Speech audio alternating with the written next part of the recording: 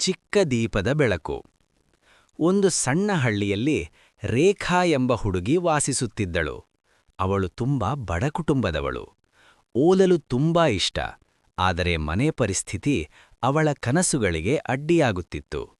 ಶಾಲೆಗೆ ಹೋಗುವಾಗ ಹಲವರು ನೀನು ದೊಡ್ಡವಳಾಗಿ ಏನಾಗುತ್ತೀಯಾ ಎಂದು ಹಾಸ್ಯ ಮಾಡುತ್ತಿದ್ದರು.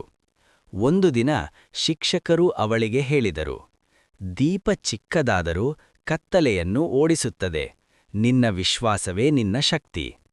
ಆ ಮಾತು ರೇಖಾಳ ಮನಸ್ಸಿನಲ್ಲಿ ಬೆಳಕಾಯಿತು. ಅವಳು ದಿನವೂ ಕಷ್ಟಪಟ್ಟು ಓದತೊಡಗಿದಳು.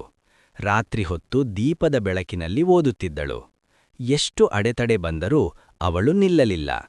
ಕೆಲ ವರ್ಷಗಳ ನಂತರ ಅದೇ ಹಳ್ಳಿಗೆ ಅವಳು ಅಧಿಕಾರಿಯಾಗಿ ಮರಳಿದಳು. ಅವಳನ್ನು ಹಾಸ್ಯ ಮಾಡಿದವರೇ ಇಂದು ಗೌರವದಿಂದ ಮಾತನಾಡಿದರು.